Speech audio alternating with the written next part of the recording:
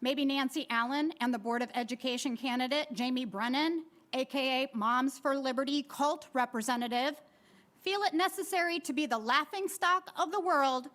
Moms for Liberty, who frickin' Ray is having a gathering this weekend. Moms for Liberty is a hate group. I'm also aware of your endorsement of Moms for Liberty chapter president Jamie Brennan, a free advertisement, yay, for a seat next to you on the board. As it stands now, you're a lone wolf, unable to drum up the votes needed to support your agenda of book bans, the destruction of protections for LGBTQ students, and, depending on what your position is on critical race theory, potentially the whitewashing of history. If you get one or two friends seated during this upcoming election, our already underfunded, undersupported school district will potentially crumble into decay. And I applaud the Board of Education for resisting these unscientific and, frankly, cruel efforts that do not reflect biblical teachings to harm our trans and non-binary FCPS students. As you review these policies, please continue to listen to students and their families rather than those who speak out against this policy. So I am hoping that the board will uphold the report and reject any and all appeals regarding the book bans. Thank you very much. Frequently stated, Policy 443 is a good policy and a needed policy that follows closely the current advice from organizations such as GLSEN in their school policy checklist and recent updates to Title IX. But let's consider now if this 5-year policy is enough to actually create a welcoming and affirming school for our transgender and gender nonconforming students.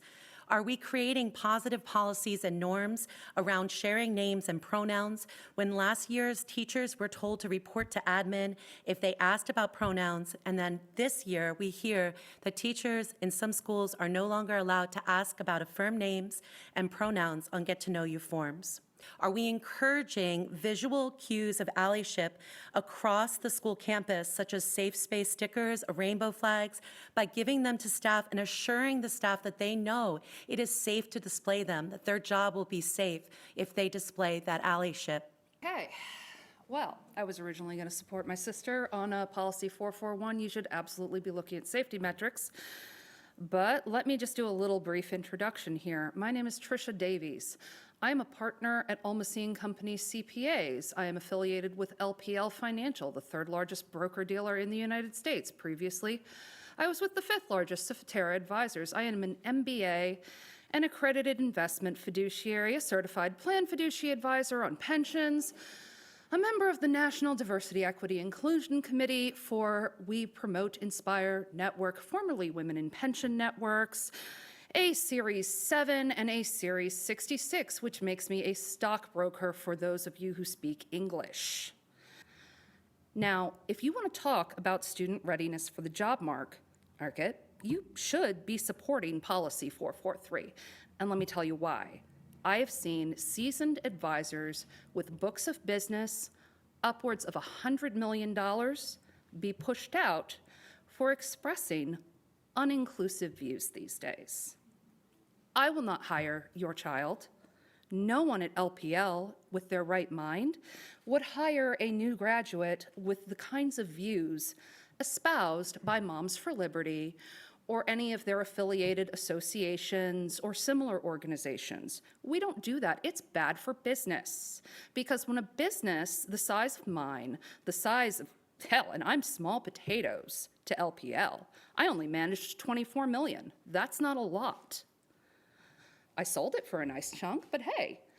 Anyway, my point is, you're not helping protect your kids from pornography when you support 443. You're damaging the mental health of students. We have the statistics to show that. And you're effectively teaching the students you think you're protecting to be unemployable. No one is going to hire kids with an anti-LGBTQ attitude. And if you want your kid to get out of Frederick County, out of Western Maryland, have the kind of job like I do, where they get to fly off to San Francisco, go to private shows, go to all sorts of things. If you want them making multiple six figures by the time they're 30, which is possible, you don't teach them this. You teach them that everybody gets accepted and to mind their own business, and you call it a day. Thank you.